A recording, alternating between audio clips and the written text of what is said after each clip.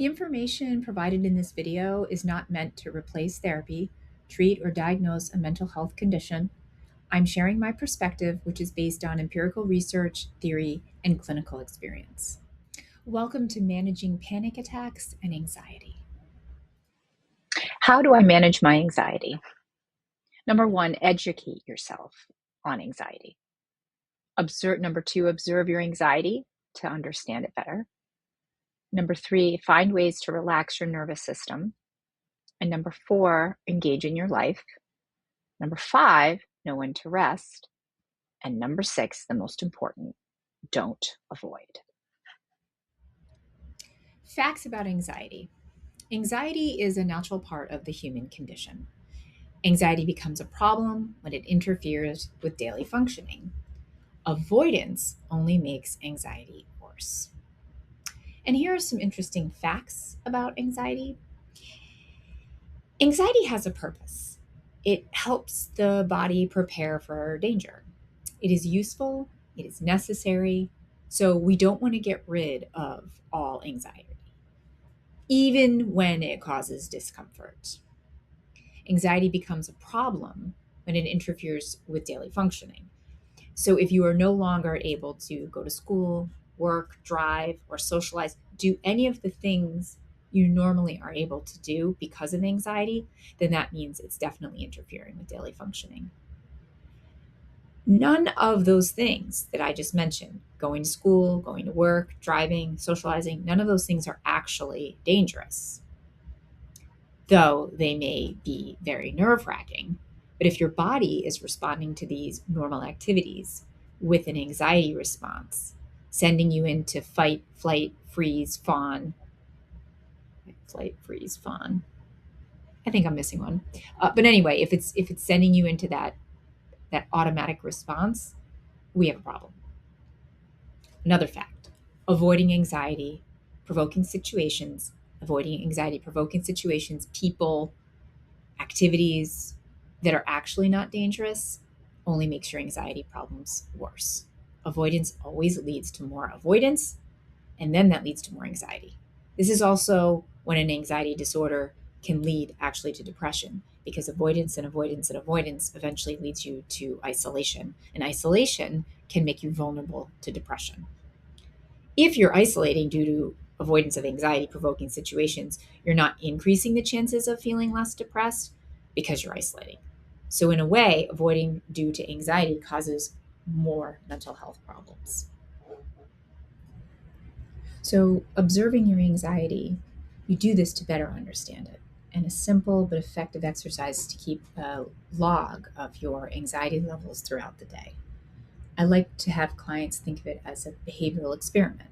So, what you're going to do is you can get yourself a notebook, or you can put it in your notes app, in your phone, and you'll put the date, and then you'll rate your anxiety on a scale of 0 to 10. And 0, think of it as the most relaxed you've ever been. You're floating in a pool, you're happy, you're not really thinking about anything that worries you. And then 10 is like a full blown anxiety episode or panic attack. And a 5 is where you feel the anxiety, but it's kind of not at the forefront. It's you can get things done, you're not avoiding anything. So, or you don't want to avoid anything. You feel it, but you're not white knuckling your way through. So when you're recording and observing this, you can do it a couple different ways. You can set a reminder in your phone, and it could be at the same time every day. It could be 3 times throughout the day. But you're only doing it for 7 days, and you're really trying to collect data so that you can go back and look at any triggers, patterns, patterns of these triggers, patterns of avoidance, or maybe that there is no pattern.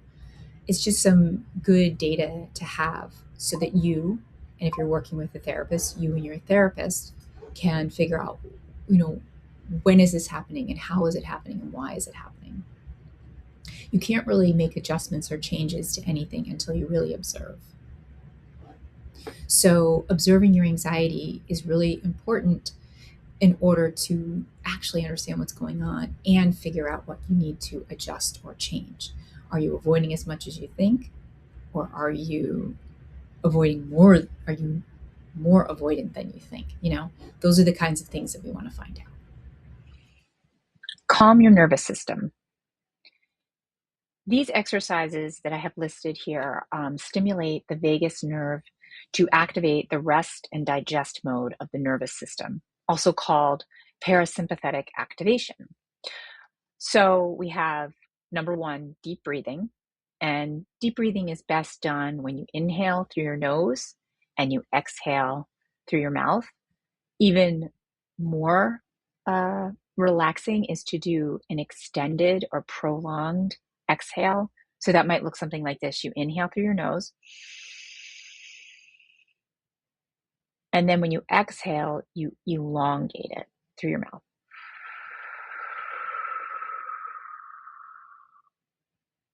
And actually, the exhale is what really activates the parasympathetic nervous system. Humming, singing, and chanting stimulate the vagus nerve, which is responsible for the rest and digest reaction. You can count to 10 slowly in your brain, in your mind, or you can say that out loud. Another thing is the five senses exercise. So the five senses exercise is you stop what you're doing and you look around for 5 things you can see, 4 things you can touch. Like for me, I'm at my desk right now, so I might be touching this lip gloss, this rock I have in front of me, so on and so forth. 3 things you can hear. Even for me right now, I'm in my office, but I can hear the sound of my own voice. 1, I can hear the fan in our air conditioning system. And then if you really tune into it, I can hear the hum of the small refrigerator I have. The good thing about trying to do that is that it's forcing you to slow down and pay attention to the moment. And then 2 things you can smell. You can actually, like for me, maybe I would just smell this bubblegum lip gloss. 2 things you can smell, and then 1 thing you could taste. So for me, I have a butterscotch candy in my pocket. So doing those exercises it's a way of getting you to focus on the present. Another thing is cold temperature. And what you do is you can get actually a bowl of ice and throw your head in there, throw your face in there, and that activates the parasympathetic nervous system. You can put ice packs on your face. Those are things that what really is going on is it's bringing you back into your body and back into the moment. Something else you can do, I don't have it on there, with the nature walk, is when you're on your nature walk, try to open yourself to the possibility of the experience of awe. And its experience of awe is amazement, unexpected amazement, something you don't expect. And you can find that in nature all the time. So if I'm taking my morning walk, like I did this morning, I'm walking with my husband, and all of a sudden, a whole bunch of deer and 2 baby deer came walking across the road. And it was just this moment of unexpected beauty. And it was just really, really lovely. So these are some ways that you can calm your nervous system. And you can do these things preventatively. You can do them sprinkled throughout the day when you're not panicked. And that creates the foundation of rest and digest, so that when something comes at you, you already have that access to the calming part of your nervous system. It's really important that you engage in your life and that you don't avoid the things you love to do just because you feel anxious or you're having anxiety. You might be afraid to go to the gym, for example, because the last time you went, you had an anxiety episode, or maybe you had a full blown panic attack. And now you've jumped to the conclusion that it's the gym that's causing you. And if you just avoid it, then you won't get the panic attack or you won't get the anxiety. And the problem is wherever you go, there you are, whether it's the gym, the grocery store, or whatever. If you continue to avoid the gym, for example, or if it's driving, one time we were driving on the highway and you had a panic attack and now you don't want to go on the highway. If you continue to avoid, you're sending the message that it's those things that's causing you to have the anxiety and that it's something to be afraid of. When you avoid these things that are not actually dangerous, you reinforce the idea that they actually are. You you are avoiding just because you are assuming that the anxiety is going to happen if you do the thing. But here's the thing, you're soon going to be avoiding everything because your anxiety can follow you wherever you go. So it's very important that you stay engaged in your life. So if you're going to go to the gym, do it anxious. Um, do everything anxious. Eventually, the more you do things, you'll reach a point where the anxiety may get worse, but then it comes down. And it's almost like, what was I so anxious about? Now, that being said, there are some, there's a reality that if you were on the highway and you were driving, you had a panic attack and you got scared, and that fear is very real. But remember that a panic attack, I've had these while driving. This is sort of my thing that I've had to struggle with. I've never gotten into an accident. I've never the funny part about panic and anxiety is it actually can make you at times more hypervigilant. But it's so uncomfortable and it's so scary. So, but if I stop driving, then I'm going to start sending myself the message that it's the driving that causes it. And look, sometimes driving is anxiety inducing, but it's not the cause of a panic attack. Panic attack is it can be out of the blue. It can sometimes have a trigger. There's some temperament and biology involved in that, but you're also conditioning yourself to think that it's that. And the more that you condition yourself to think it's that, the more than it will be. So you actually have to go back out there and engage in your life.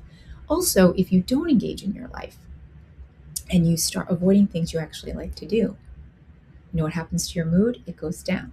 And now you have to deal with depression on top of anxiety. So get back into your life. Do it anxious.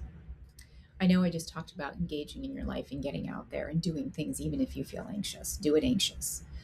At the same time, living with constant levels of anxiety that are higher than normal, that are disordered anxiety, is exhausting because it's like sometimes it feels like you're living your life, but it's with a backpack of bricks.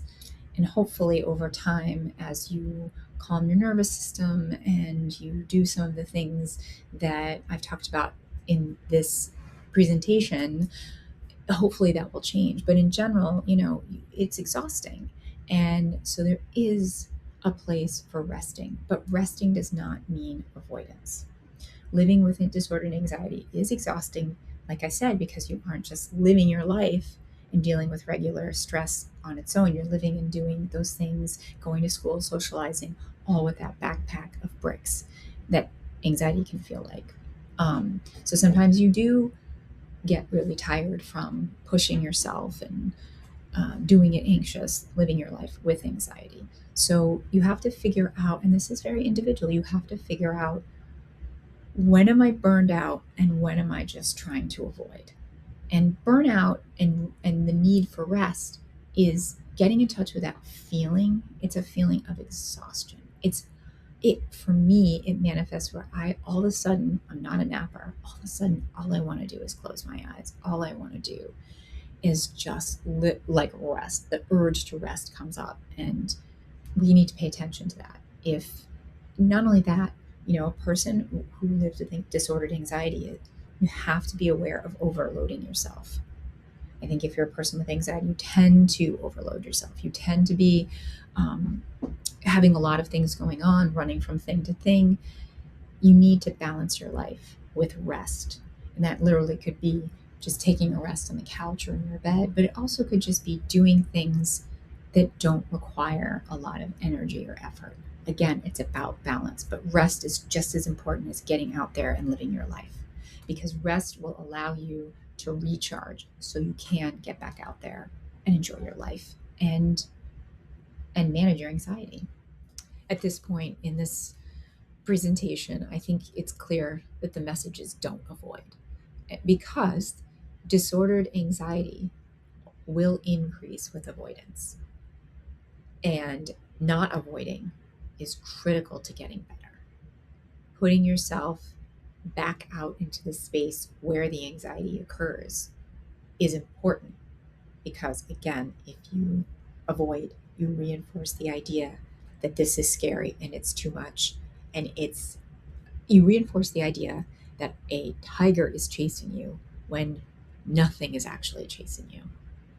And it's very, very important to not avoid. So panic attacks begin suddenly without any warning. They can strike at any time with symptoms that usually peak within minutes and then kind of recede. Common symptoms of a panic attack include a heavy sense of impending doom or danger, lightheadedness, dizziness, abdominal cramping, chest pains, heart palpitations, numbness or tingling in the hands, the face, shortness of breath, feeling like you can't pull a full breath in. You can get hot flashes, sometimes like burning behind the ears, chills. So a common misperception is that you could faint or die or have a heart attack. But the truth is that during a panic attack, your brain is actually flooded with adrenaline, causing your heart rate and your blood pressure to rise. And fainting typically occurs by a drop in your blood pressure. So that's just something very important to remind yourself. You can't faint, blink out, or go crazy when you have a panic attack.